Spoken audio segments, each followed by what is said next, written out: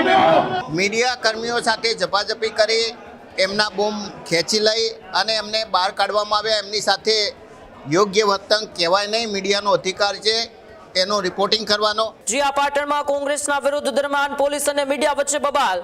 SOG PSI અને B division PI સામે દાદાગીરીના આરોપ લગાવવામાં આવ્યા છે।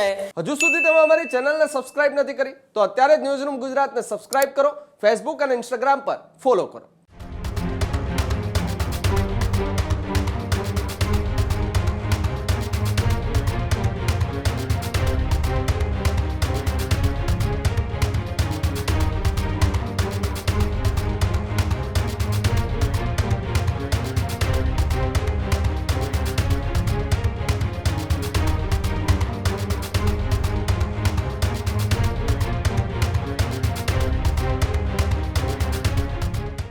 સમાચારમાં આગળ વાત કરીએ તો સમાચાર પાટણથી સામે આવી રહ્યા છે, જ્યાં પાટણની અંદર કોંગ્રેસના વિરોધ પ્રદર્શન દરમિયાન પોલીસ અને મીડિયા વચ્ચે બબાલ થઈ છે। જીયા પાટણમાં કોંગ્રેસના વિરોધ દરમિયાન પોલીસ અને મીડિયા વચ્ચે બબાલ। મીડિયા કર્મીઓ સાથે પોલીસની ગેરવર્તણૂકનો આક્ષેપ કરવામાં આવ્યો છે। એસઓજી પીએસઆઈ અને બી ડિવિઝન પીઆઈ સામે દાદાગીરીના આરોપ લગાવવામાં આવ્યા છે। કોંગ્રેસ નેતાઓની અટકાયતનું કવરેજ કરતી મીડિયાને રોકવામાં આવી। કેમેરાના હાથ માર્યા હોવાનો મીડિયા કર્મીઓએ આક્ષેપ કર્યો। કવરેજ દરમિયાન પોલીસના વર્તન પર અનેક સવાલો ઉઠ્યા છે, ત્યારે ઘટનાને લઈને મીડિયા જગતમાં પણ રોષનો માહોલ જોવા મળી રહ્યો છે। પાટણના ધારાસભ્ય કિરીટ પટેલ પણ મીડિયાના સમર્થનમાં આવ્યા છે।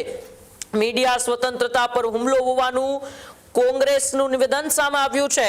મીડિયા કર્મીઓ સાથે ગેરવર્તણૂક સહન નહીં થાય આવી વાત પાટણના ધારાસભ્ય કિરીટ પટેલે કરી છે। ભવિષ્યમાં લડત લડાશે તો કોંગ્રેસ સાથે રહેશે આવી વાત પણ કિરીટ પટેલે કરી છે। જે પ્રકારે આખા ગુજરાતની અંદર કોંગ્રેસ છે તેઓ પેપર લીક મુદ્દે વિરોધ કરી રહી છે, વિદ્યાર્થીઓના સમર્થનમાં વિરોધ કરી રહી છે, તેવી જ રીતે પાટણની અંદર પણ વિરોધ હતો ને એ વિરોધ દરમિયાન મીડિયા કર્મી અને પોલીસ વચ્ચે જે બબાલ થઈને બબાલ બાદ કોંગ્રેસના ધારાસભ્ય કિરીટ પટેલ પર મીડિયાના સમર્થનમાં આવ્યા હતા।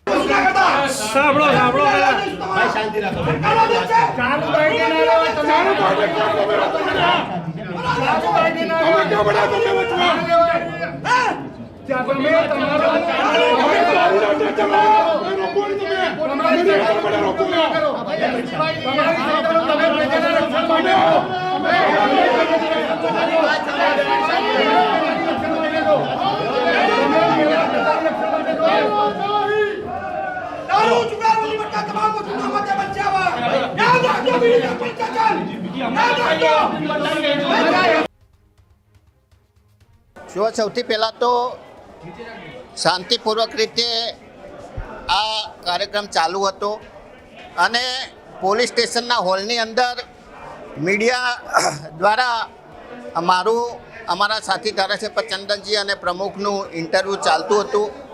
એ વખતે પોલીસ દ્વારા મીડિયા કર્મીઓ સાથે ઝપાઝપી કરી એમના બૂમ ખેંચી લઈ અને એમને બહાર કાઢવામાં આવ્યા। એમની સાથે યોગ્ય વર્તન કહેવાય નહીં, મીડિયાનો અધિકાર છે એનું રિપોર્ટિંગ કરવાનો।